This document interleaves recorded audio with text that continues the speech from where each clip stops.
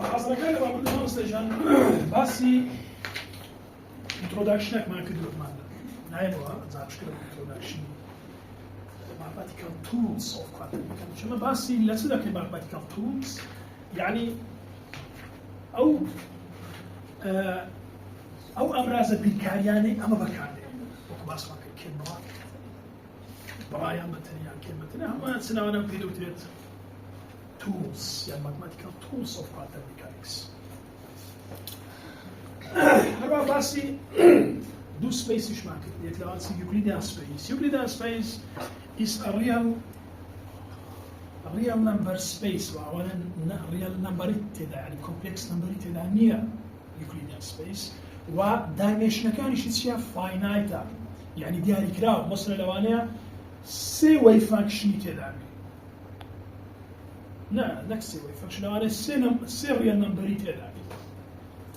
يعني صوت دون real number تدا يعني هزار صوت real number تدا بلام هرتيا هر finite واونيا بلام الهايبر سبيس تسمع جوجل مان بريتيلا سي بريتيلا أو سبيسي كوا ياك linearly independent أو elementary كما كذلك element قسم له فيكتوريا كتير elements يعني فيكتور كان لنا أو سبيسي ده هم يصير ما مثلا قوي linearly independent دو dimension كشي finite بيكو تايلا دو أو element فيكتوراني كده احتمال كومبلكس احتمال كومبلكس احتمال ريال باش زمان دبي البر سبيس سوار وي فانكشني تدابي دبي بلام لا يوكليديان سبيس نابي لانفينيتي اليمنتي تدابي لا يوكليديان سبيس نابي اتو نمبر كان اللي نابي ده تسمي كومبلكس نمبر بي بلام له البر سبيس اللي تسمي خلص تو البر دبي له البر سبيس تسمي دبي كومبلكس بي يعني شو لو دايمنشن كان حسب سنة دينا هو دايمنشن داخل هي بيسس دايمنشن سي بيسس يا و سكوير انتجرابل فانكشنز يا جماعة داخلين بساي كونجوكيت همو يجلسي absolute value square دي ار دي كيو ار دكاتيك يعني زيرو أوردنا a dimensional basis of vector space there is a set of non-zero vectors مشاكل سيتك مال السيت زانت بابا يعني كومالا سيتيا كومالا علامة كيتيا السيت أو علامة كيتيا أو دكاوانيا هيدوتري السيت there is a set of non-zero vector phi do phi is said to be linearly independent سيان هيدوتري linearly independent and only if solution of the equation اللي تنحلق باللغة equation summation I 1 to n I phi I is equal to 0 يعني تسجلات وتوصل بشيء بكي وهذا كانت سي أي فاي بلس أي فاي بلس أي سي فاي سي بلس أي صار فاي صار حتى هذا كانت بلس أي n فاي n is equal to what is equal to 0 تماشى براتك أجل أيك كندي أيدو كندي أي كندي صفر أو بيدوتري linearly independent بيدوتري ده linearly independent يعني أتوسع فانكشن تاع psi phi chi حرسجان اعتماد ناقل سريع أكتر أقدر أقول زوج نيجز شو استدعي example تاني ده يقول سريع linearly independent و linearly dependent linearly independent اگر هاتو اتو فانكشن تبو او فانكشن انا هيتيان لو سيت احتمالنا كده صريت يعني اگر ايك طبعا ايك تبريت له كوفيشنتي فانكشن ايك يعني كومبوننت عفوا كومبوننتي فانكشن ايك يكسامي باي يكسامي باي سي يعني هيتيان احتمالنا كده صريت تريبيدو linearly independent بلام اگر هاتو يك يعني يكسانه مو بالصفر يعني فانكشنك بدلاله يوترنسي بيريود linearly dependent يعني بش بقى يوتر بس دي وزور جريجا قدابا سوكا او عملوا ده linearly dependent سوكا hyper space سيدا كينما دبيليرا is said to be linearly independent and only if the solution of the equations ama examati كاتا is ايك دكات اي دكات but if there exists a set of scalars which are not all zeros تماشاكا واضحة خذوا كده تماشاكا أجر همو coefficient كان أي كدي أي دو كدي أي إن كدي صفر but طبعا coefficient سيرنا أجدار ما أوي كذا كيوا أو summation ده كذا سيوا أيك plus أي دو plus أي سيد plus أي إن كدي صفر معناه أيك شو ذاك هذا الصفر كو صفر كو صفر كو صفر هل يكون برابر يجي أي ذاك هذا الصفر أي ذاك هذا الصفر أي سي ذاك هذا الصفر ليه له طبعا ولا باش تصير دبي لقد فاكشن ايش دابني بس انا ايك اكس دوزا ايدو سي ايدو نابي اكس دوزا الى قبل بس ايدو اي تو باور دو اكس شو هذا هيك احتمال اساليب تناكب ماشي سابين اوكي استنوا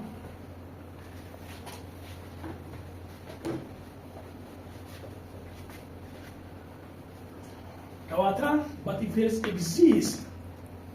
of scalars which are not all zeros, so one of the vectors, say, phi n, can be expressed as a linear combination of orders. بلاني كم يك لو فيكترانا دتواني وكل linear combination يعني تسي linear combination يعني يك كان بدلالة أويتريان بنوستو. ونيا linear combination يعني فيكتور كان فيكتور B دتواني سؤال كلوكي بس هذا إكزامبل كلوكي واي كدي سي اكس توان دو هناك واي أما لما دو أهل سي اف اوف اكس كدي سي اكس دو زا أدي جي اوف اكس كدي اكس دو جا باش أو احتمال السوي ذكاء أنا عفوا جو كان مصطفى very good كواتا وقت دارين سي دارين f of x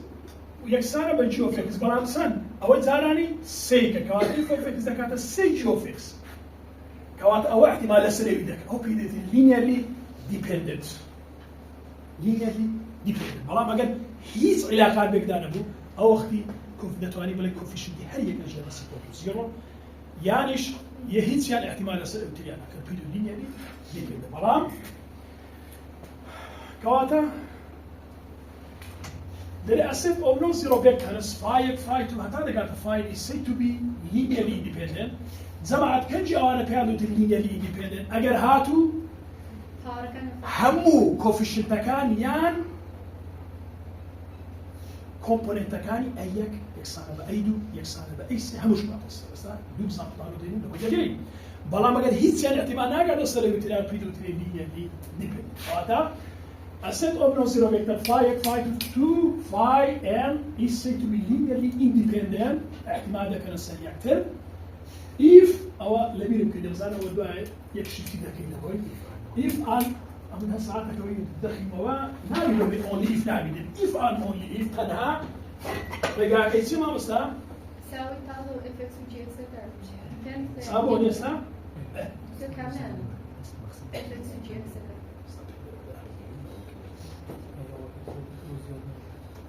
مشاكل ما تسألوا دعمك أو فاي صار همو بيدو تري linearly independent a set of n تماشى أو set n is no zero vectors phi is said to be linearly independent if and only if the solution of the equation أجل حلي أو يعني هو يقدر الصفر يعني أيك هو أيك فاي كو إن فاي كو إس فاي سيكو أي n phi is equal to 0 باشا معناه وليرة ده يس أيك بكات بكات الصفر بلا كواتيه شكل حلقات سيا دبي كوفيشنت كان يعني هم يكسان بالصفر همش يعني يكسان أيك يكسان همش يكسان بالصفر بلا ما أجر هاتو بلالي كيف if there exists a set of scalars designs in the non-vectors بلا ما تسبق ABC بلا ما أجر هاتو set the scalars which are not all zeros طبعا أنا هم سكالر أجر أي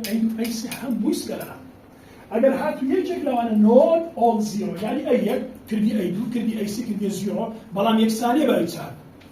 كأنت وقت تصير معك أصفر so that one of the vectors say phi n can be expressed مشاكل كواتا one of vectors phi n can be expressed as a linear combination of the other vectors. كواتا ليرة phi n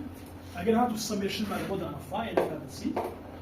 I يكلبو n كم يك I phi I plus سميشن I دكات n او يكلبو n I phi I بي كوا تمشى دكين او سيتي phi I is said to be linearly dependent.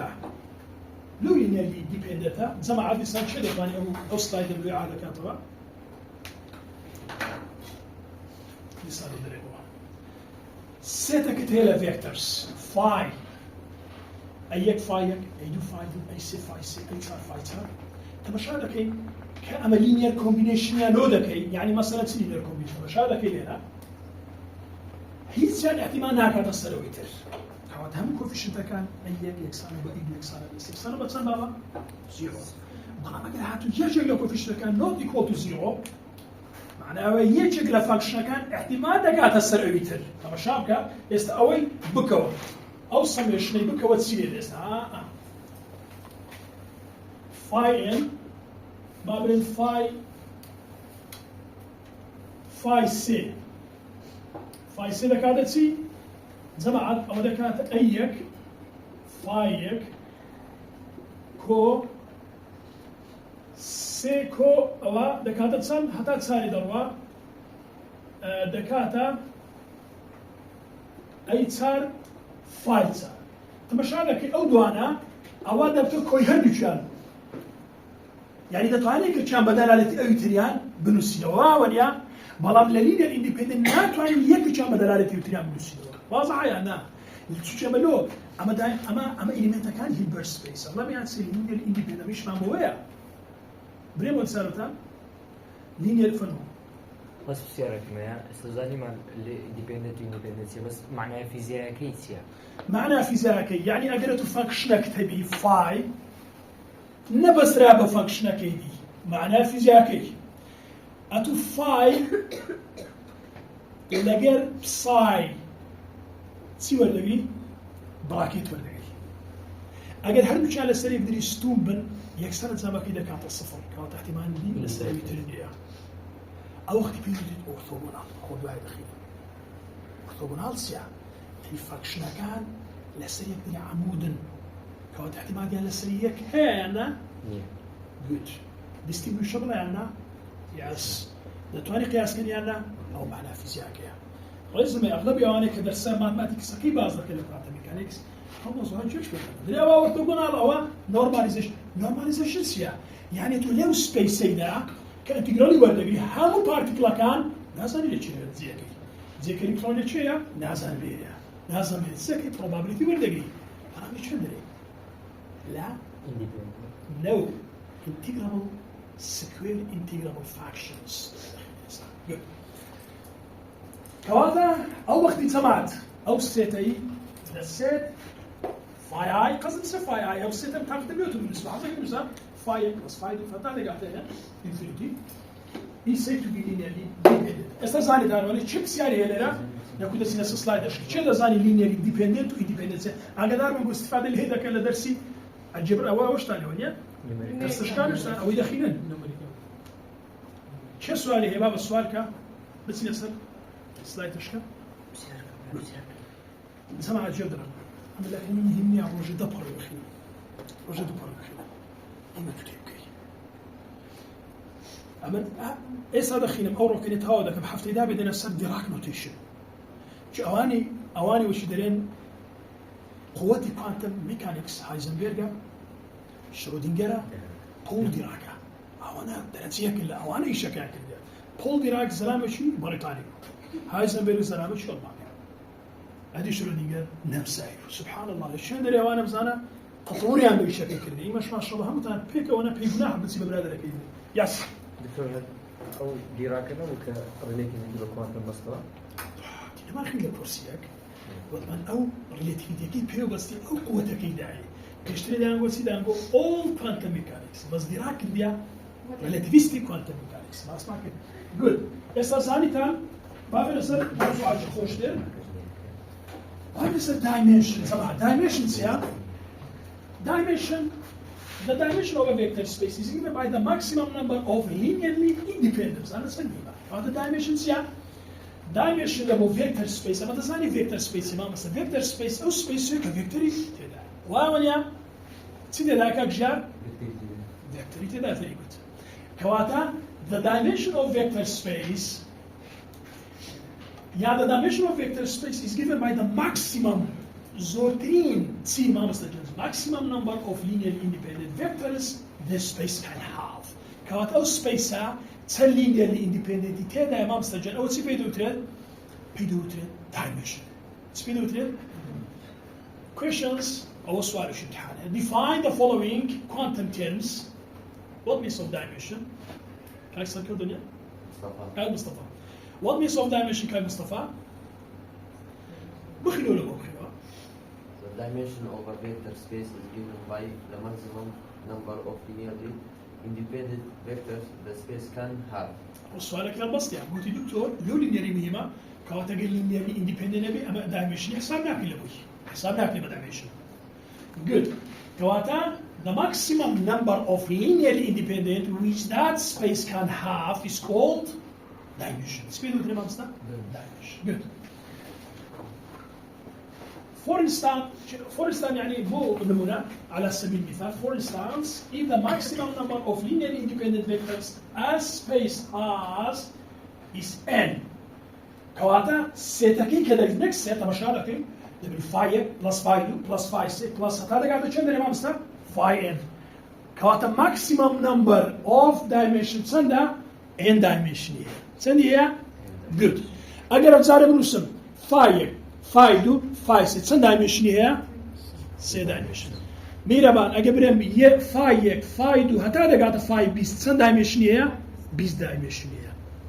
good كواتا استفيد dimension ونيا كواتا maximum number تمشى لك maximum أكيد سندا هنا maximum أكيد سندا بيست maximum أكيد سندا صوت ودوا بدل دي كاكو وجودي مصطفى أنا متسع هو بيدو في dimensions كواتا this space say to be n-dimensional. In this n-dimensional vector space, any vector psi can be expanded as a linear combination. هذه كلام عن الثاني تسبكي دتواني بزانا بابا. أو كيتريش linear combination وكقول مان dependent بلام functional كان احتمال كده سلو functional و بلام لنا بس أتو أوي expand ما مستعد. Expanse يعني درجة بديه. لا كتابة كان mathematics period span. period خسش خو ماني عشائري. قال مثلا span رقمون دبلومي. أو span ده إذا كده توقس كده بنيا كواتا دكشة. كواتا span the space يعني لا تتصندروي. عش ما مستجان. Span the space. Good. كواتا in this space is said to be n-dimensional. كواتا n-dimensional ما مستمر شاكة n-dimensional. In this n-dimensional vector space, any vector psi can be expanded as linear combination. يعني أيك فايك plus أي فاي plus أي سفاي سدادة قاتا plus أي فاي. باش سمعت أوه هيلبرت سبيس أو لا فضاء هيلبرت يا؟ لو هيس مشكلة. باش سمعت دتواني يوكليديان سبيس أنا هيلبرت دابي؟ هيلبرت بيناو. No. يوكليديان لا هيلبرت دا. بلا هيلبرت لا نابي يوكليديان. لو. قد ما يوكليديان ريال نمبر هيلبرت ريال يان كومبلكس. أو فاينايت أو إنفاينايت. باش كاك جاب كواتا؟ يعني Euclidean space can be subset of Hilbert space, but Hilbert space not subset of Euclidean space. Yes. There was one the dimensional vector space the time had psi expand here. But the dependent dimension one yeah the psi expand here. psi expand كده. إيه expand كده. بس function كان احتمال يصير يقدر كان. مثلا سؤالك ليه؟ إكس توان صار هشت إكس توان صار فانكشن شمان هنا علمية كواتا هشت إكس تواركا احتمال السري ده كأنه خد تواني إكس بانيش له بنوسي هيك إكس توان صار دو إكس توان صار سي إكس توان صار كم كو حتى هذا قاعد تصني حتى هذا قاعد هشت إكس توان صار واضحة أو شيء إكسباند كده برام مرزك يتشكاكا أجاتان لي زمعت اگر فانکشنال احتمالي كده سر ابيتر او لينير ديبندنت بلا ما احتمالي كده سر او لينير انديبندنت يعني احتمال هكذا بين سر بيسس the basis طبعا جدا بس basis ماثماتيكالي اكسباند لو الماثماتيك شو ما تاست البر سبيس مهم هي رياضياتها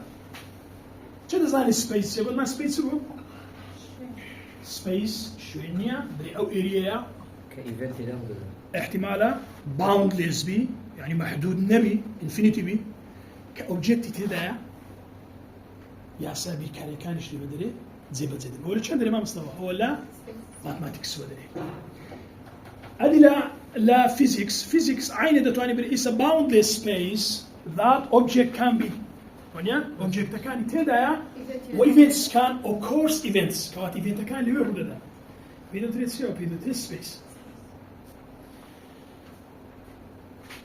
لأنه space أتو فيكتورك تمام استجان ما استجان basis يعني building block يعني سي building blocks يعني ما نمونش تقريبا تجميل لو بنقول سر basis بلان نعرف صداصة بلان لينيز أتولا كريستالوغرافي شبكة هي الشبكة ستها شبكة أو شبكة اللي تلا موقع سما مسا موقع أتوم يا تدا لينا basis سيا basis يعني فيكتورك اللي مو expandك سدك يعني قاعدة لو داناني فيكتورك اللي سري بابري مول من أجاري كاكا مصر خذ باشتراك أو مكان رشاكا بابرنا تو فيكتورك يو فيكتوري سي تمعك يو كلياتان دو سي طبعا فيكتور يو أو بتسبيل بيري كولوم فيكتورز ماشا تسبيل وتريد كولوم فيكتورز لو ماتريكس فيكتور يو كولوم فيكتور أجر كولوم رويت هيك بوزل ماتريكس دو أرج دخلين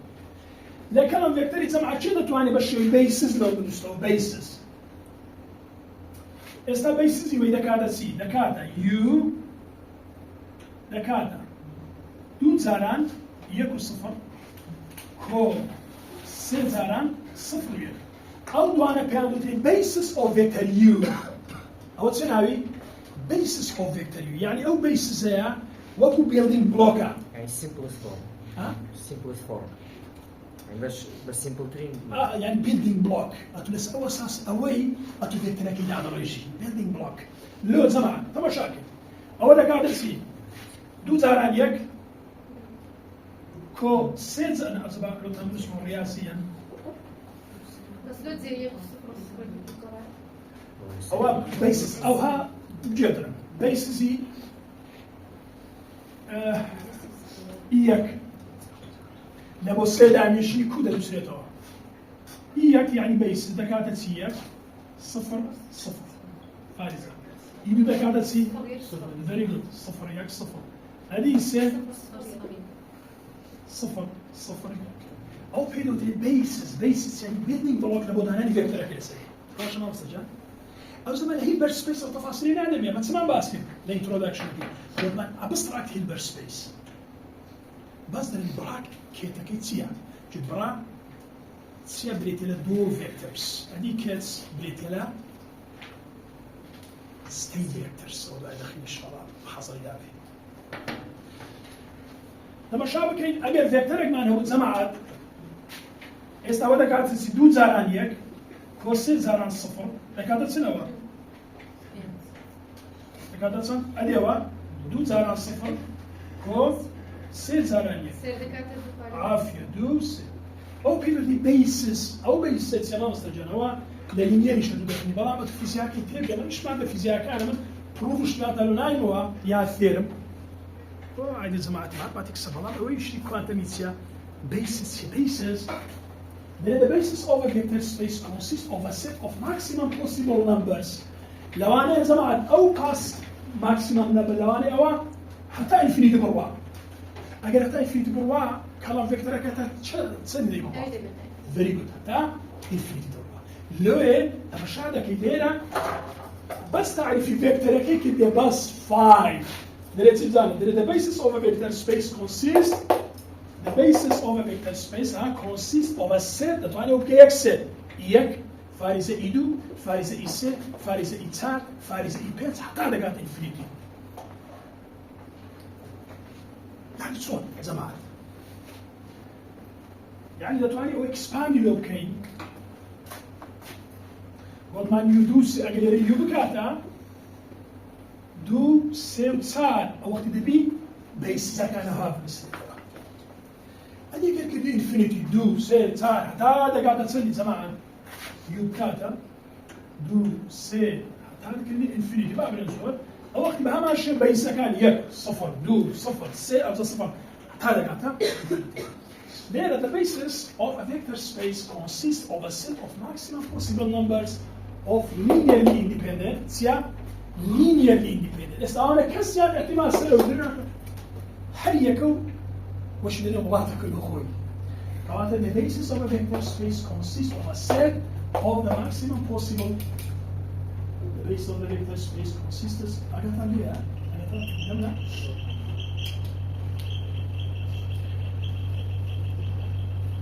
The basis of the vector space consists of a set of the maximum possible numbers of linearly independent vectors belongs to the space. I want to have now space. To that space, this set of vectors, that's why you see 5, 5. And later, that's why you see, give the Bible. You see 5, yek, 0, 0. اگر وکتر یکسان بی فایدو نمره و 0 0 1 0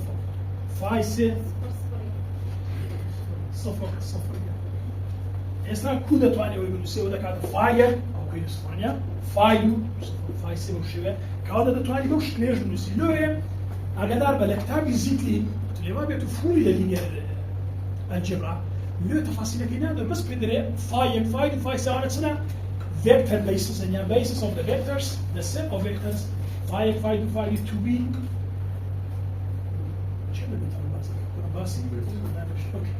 okay. The basis of the vector space consists of a set of the maximum possible number of the linear independent vectors belonging to that space. This set of vectors بشاكة فاي set هذا كان فاي linear ديالها محدودة finite.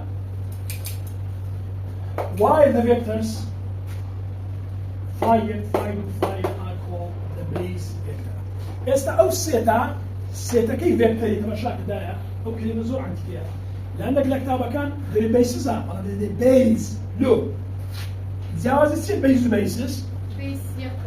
very good شو يقول له ما تقول أفضل base لبو يقلي ولا أنه هم سيتا كي بيدو the basis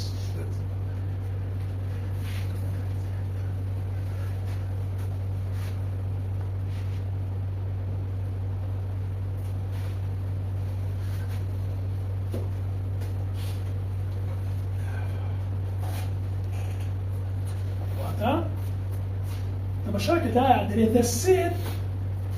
this set of vectors هم set again تبي دوتر phi phi n to be denoted shortly by phi I هم set again تبي دوتر basis of the vector space طبعا يك دانا تبي دوتر طبعا why the vectors phi يا phi يا phi تبي دوتر base vector although the set of these linearly independent vectors is arbitrary. طبعا عشوائية اشتكى خوما نقدر نبين بالضبط أو فيكتور أو فيكتور اشتكى عشوائية. It's convenient to choose them orthonormal. That is their scalar product satisfying the relation phi I phi j is equal to chronicle delta.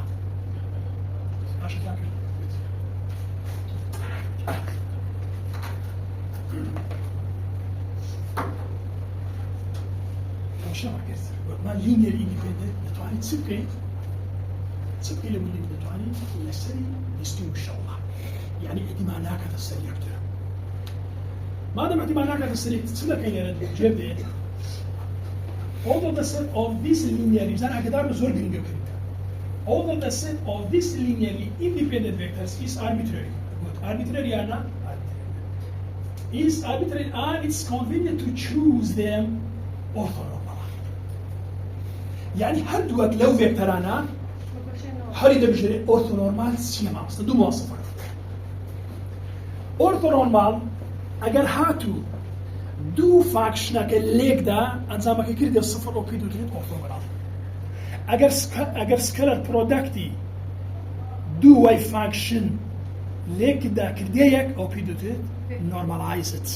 بە تێکەرچێش ئەو دووشێت چیە ناوی پێی دەوترێت ئۆرتۆنۆرمال زانیتان چۆنی ئێستا ئۆرتۆنۆرمال What means of orthonormal in quantum mechanics?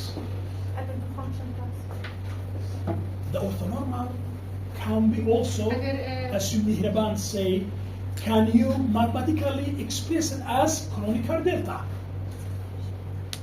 تماشا بك وما دام اواني linearly independent دتواني شلون در يعمل لنا مسجان بشيء orthonormal. اوكي. That is their scalar product. زانا كدري orthonormal دبي بقرر سرسي scalar product. بقرر سرسي scalar. جيب زمان. اما هو محاصرين هموي با او دو كواني درون او دو كواني بليك شانسو فاي او دي اوكي دي فاي جي او للاي كواني للاي دستا شبا دبت سيما مستا دبت فاي complex conjugate اي للا او كواني بيسيا complex conjugate ادي للا اولادي فاي جي حتى بيخوي ببيروي بدسيان ليرا اورو بفاريزه بينيان زياده فاريزه يعني دوت بلام اما كتحويل سر براكت دكي او كواني او لا ما مستقى هالي دكي ناوي لدني برا اوش مش خوي دنسينوا فاي اي لبين دوان دوت برودكت باشان فاي جي او بيدو دي كيت كو دخل هذا ما مستقى برا فاي كيت جي برا فاي اي كيت فاي جي كدش كانت dot product between two vectors phi I and phi j او دوت لا بين دو كانك كيكوا دوسني بينتين براكت ولا هو حصل ده بلام او تقريبا او شكله هي بزانا او يعني لا بين يقدم من بينتين براكت حتى كورسي تاو دكين حتى دقين اوبريتور انش هموي حتى دقين اوبريتورز حتى دقين هيرميشن اوبريتورز حتى دقين همو حتى دقين معادلة كان شرودينجرز همو يتي همو با براكت بلام ليرا او كوانا تعبير لسدا كدابيروكا او كوانا تعبير لا scalar product between two vectors دكا phi I and phi j او كوانا تعبير لسدا كا سكيلر يعني شو سكيلر يعني دوت برودكت سكيلر برودكت يعني دوت برودكت يعني انر برودكت سكيلر برودكت يعني اي دوت بي is equal to اي بي كوس ثيتا او لا كلاسيكو دي طالما يعني اي دوت بي دكاتة شي دكاتة كم يعني كومبلكس كونجوكيتي فانكشن كم او ذا فانكشن دوام دكاتة لم لا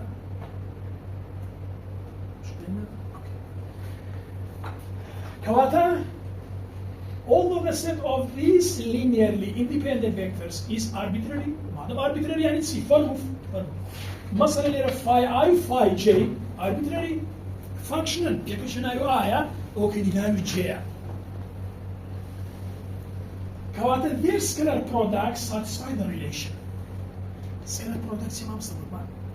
يعني dot product. برا أو dot product إلى classic يعني جوازها. Good.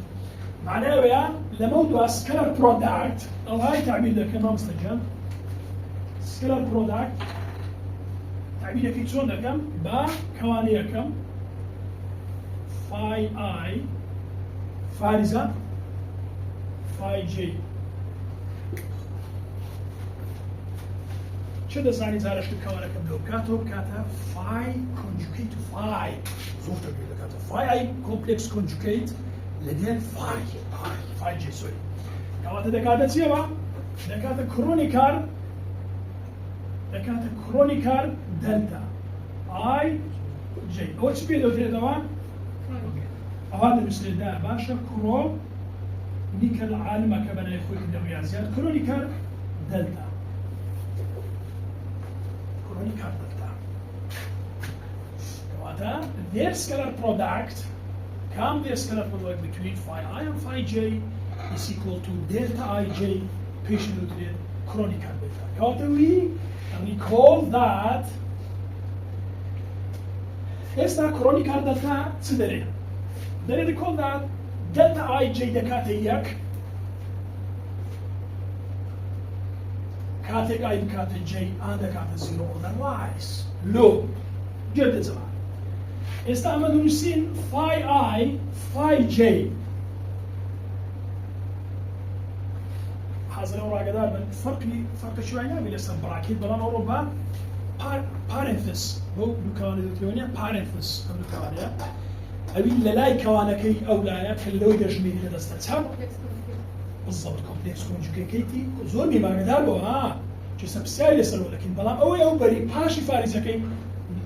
احكي عليك خوتي كومبلكس كي خوتي بلان بري كومبلكس كونجوكيتي ليرا فاي ضمن فاي اي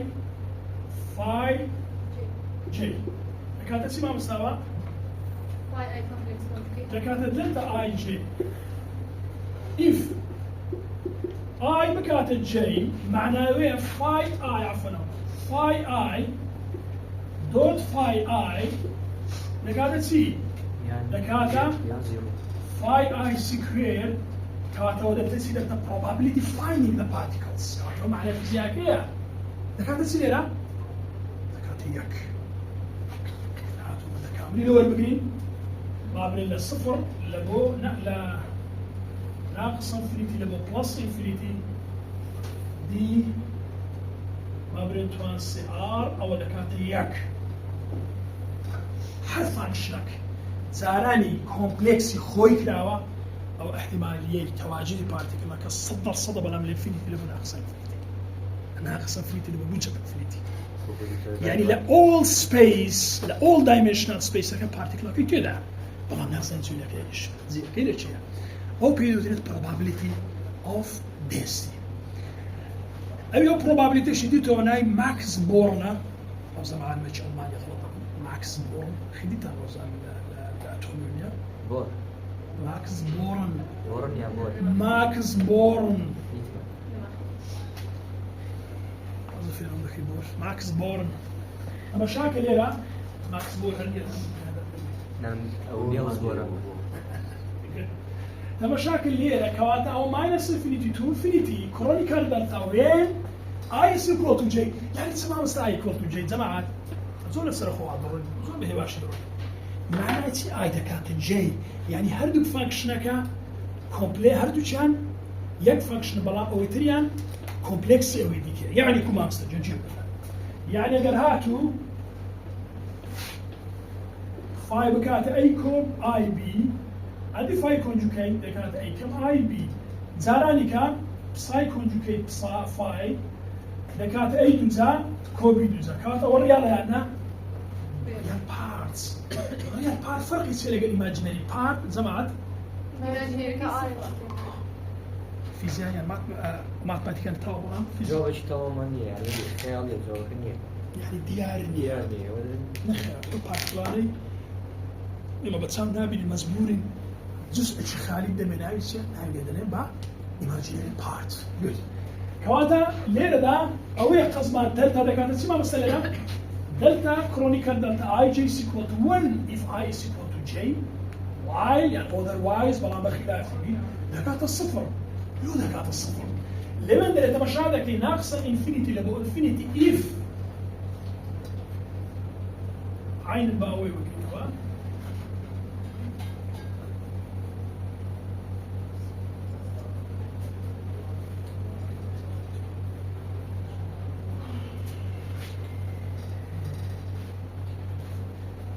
مشاكل زهري phi I scalar product أو phi زي scalar product phi J لكذا سي لكذا الصفر كان جي if I not equal to J ماشي I not equal to J what means of I not equal to J يعني do linearly سنا independent أو يك دو نو يعني دو فانكشن كان لسيك دري أورثوغونال أو عمود لقيت عمود بوشي هم لقيت ريستونا بوشي نيوانيان سنة ما وصل بعدم هردو كان سيك ريستون يعني أول هو حتى ميكانيك بيدتري ديستيمشن يعني زيادة كريتو زيادة محمد زيادة كريتو ولا سركوكي ميرا بان زيادة كريتو ولا لا فيني هم بس لمصطفى بوشي يعني بارتلاكان زيادة كرينا وليك باش انت ما عندك زيادة كرينا ما عندك سي يعني لتواني قياس بكرينا لو سيوا لو داتا ورد مشتركة قياس بين دو يعني سي ويفا كان هردوشان ويفانا يعني اوفرلاب نعمل يعني ناس نوناجي اوفرلاب دو ويفي لكن زحمتها زور زحمتها اما ناتو ان كام ويفا باشا كاكا لويا ايف اي كات جديده كات زيرو او في دوت كواتلين لو حالتين the basis is said to be orthonormal if it consists of a set of orthonormal vectors اما زعما نقول لبي تاكد ديا ماتريكسي كل ما بين سيل فيكتوري ما بين سيل ميكانيكي مرحله ياك اول تسوي له اي جي كي مو فيكتور باش اي جي كي تسبي بيانو لما نقول يونت فيكتورز يونت فيكتور ايشي بيسز دبني دزاني نفسي شي بيسز دبني باش انا سري عمود يعني حمو لسيدري عموده ليرة كل ما شاء الله استمكا the basis is said to be orthonormal if it consists of a set of orthonormal vectors كانت أو بيسسها بيدوتري orthonormal كنج ما مسنا أجل فيكتور كان يعني orthonormal فيكتور كان يعني تسي orthonormal ما مسنا يعني يان orthogonal يعنيش normalized بودو سفيدت سبيدوتري ما سبيدوتري orthonormal orthonormal نمقوتي orthogonal نمقوتي normalized تسيا orthonormal يعني هاشتاج أورثو دي نورمالايزش بي الشرنية هذيك إيش يعني أو وقتي أما كرونيك هاردلتا كبرياننا آية أو سيتي لو فيكتراني دو سيتك مثلا دو فاكشنكي كذا كي آية عمود لسرير يعني شو من تدبي نمس وقت آية كات جين لو دكات زيرو يعني لو دكات يك هو أنت ما كان ها باصلك شو ما كسبورة آخر بنوسي حتى صندوق تقوم بيت ديانك بي آخر يعني إيش يقول باش كذا أو probability density كيلوش أجل probability density ببيس سكوير integrable function نبي يكفي السيستم يعني physics nominate physics دينا سالي رمان سجان moreover the basis is said to be complete if it spans the entire space وهو بو بيسج دوتريت complete هو بيسك تواوا بيسك بيدو دي complete كنجي بيدو دي complete الامتحان يودي نوع if the spans the entire space يعني expand كلا بو هم space كي بيدو دي complete نك ناقص لهن زي كده لا هموي تغطية that is there is no need زانا بيستما بنبي كا بيستما بتعريفي heat additional base vector ايش كمان وشي فيش تقول base vector تلا ولا فاي سيبي بيستما بفاي تسارني بيتنا ويش كمان تاكو بكاتا بكاتا سي بكاتا orthonormal بالام سي لما شابكا او وقتي او بيسا كنج بيدو كومبليت اگر اسباني همو سبيسيفيك دو بيستما بفيكتورش كنا بواتا او بلومان تاو the expansion coefficient AI in دوسي كان دوسي the expansion لما شابكا دوسي expansion دوسي يعني اي اك فاي بلس اي دو فاي دو بلس اي سي فاي سي هتعرف كده بلس نقطة اي ان بلس اي ان فاي ان كوات expansion coefficients the expansion of coefficient AI in the دوسي are called components فعلا بيانو بلي component vector components of the vector psi in the basis يعني ايك أو يكفي الكومبوننت فيكتوري بابرين اف اوف اكس كان دكاتا اي اكس دوجا بيدو تري كومبوننتس Each component is given by the scalar product of psi with corresponding to base vector AI. شو ده ثاني هم قصدي سيدا تماشاك ده أو كومبوننتي شون ده بينيوتو أو كومبوننتي شون ده بينيوتو The scalar product. لو تماشاك سبالي كسبال تماشاك رامي نسأل أول مكينوا بساي ده كانت اسمها مصطفى بساي لو بريكاك هالمصط أيك فاير بلس أيدو فايدو بلس إيكو سي بلس AN fire. إن فاير باش أجر بيت هو سكالر برودكت اللي هو بالإمام سال أجر هاتو سكالر برودكت اللي هو بقلم بابرين ليرة Additional multiplication. تمشاك بابرين حتى إيرة أجر بصاي بكاتا أيك فايك بتنيو هل بيجي تسكم سكالر كوي بقلم دوت فايك بكم دوت فايك كونجوكيت بكم هرلا دوت فايك كونجوكيت أو وقت أولا كانت سدايا أولا كانت بساي ونيا بساي فايك كونجوكيت هناك دشكات أيك فايك أيك فايك كونجوكيت جمعت اسمها كرونيكر دلتا استوى هذا اللي جمعت فاي بساي كونجوكيت دكات أيك أو أيك دابني بأيجي مشكلة رقم أيجي كواتا أو دابني بجي لو جو جي هرش مالك لجاتي يقدر يسجل جي باش جماعة بودمان أبي كونجوكيت دبينا لاي كامي لا يدري بلي قلت لاي دلوكي كوانكي كواتا أي جي كاتا فاي جي باشان بساي طوي أنا قصدي أول سؤال زادت عليكم كورة قلت أنا زانبي أجل سؤالك تابعوني بكم لا أنا مالي أنا دكتور أولي شهاتي أو لي رحاتي كانت حق كومبوننتك لسه كومبوننت أنا بوشي ودي أدي كومبوننتي أيدو كده بنيو أيدو هيك شرف. بهمان الشيوة همو زاراني فايدو كونجوكيت كواتا كانت صفر كو فايدو كونجوكيت بس دبنيتو أيدو أيدو دا كانت فايدو كونجوكيتو بساي أو وقت دا كانت فايدو بساي فايسير بساي فايسير بساي ضربة باشا بس هو كده تقول الامتحان. Just an example, like, look, they know what you got.